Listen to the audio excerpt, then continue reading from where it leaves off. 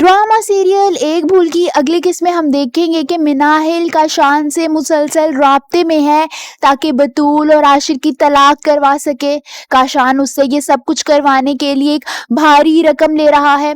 कहीं ना कहीं आशिर की बहन फिजा को शक होने लगता है कि मिनाहिल काशान से राब्ते में है।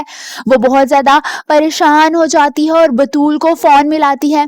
बतूल उसका फोन उठाती है और वो घबराते हुए बतूल को बताती है कि मुझे लगता है कि काशान मिनाहिल से राब्ते में है, जिस पर बतूल भी हैरान हो जाती है और कहती है कि मैं हादिया को तो काशान से बचा नहीं सकी, मगर अब किसी लड़की को काशान के धोखे में नहीं आने दूंगी, क्योंकि मैं जानती हूँ कि काशान किस हद तक जालिम और सफाक इंसान है जो दूसरों की जिंदगियां बर्बाद कर देता है।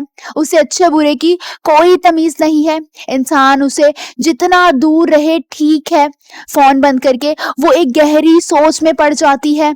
वहीं हादिया अपनी सास के पास आती है और कहती है कि काशान यानी आपका बेटा बहुत ज्यादा खुदगर्ज है। मैंने उससे ज्यादा खुदगर्ज इंसान कभी नहीं देखा। एक ऐसा खुदगर्ज इंसान जो पैसे के लिए कुछ भी कर सकता है और किसी भी हद तक जा सकता है। हादिया की सास उसे देखने लगती हैं। एक उदासी उनकी आंखों में छा जाती है क्योंकि वो काशान को अच्छी तरह जानती हैं। कहीं ना कहीं वो सोचती हैं कि शायद मेरी ही तरबियत में कोई कमी रह गई थी, क्योंकि काशान अब हद से बढ़ चुका है।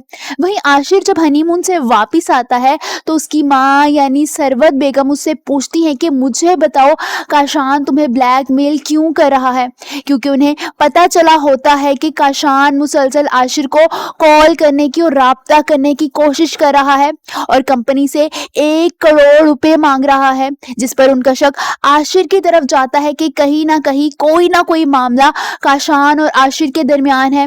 वो आशिर से कहती हैं कि काशान तुम्हें ब्लैकमेल करते हुए 1 करोड़ की भारी रकम क्यों मांग रहा है। ये सब कुछ सुनकर आशिर एकदम से हैरान रह जाता है।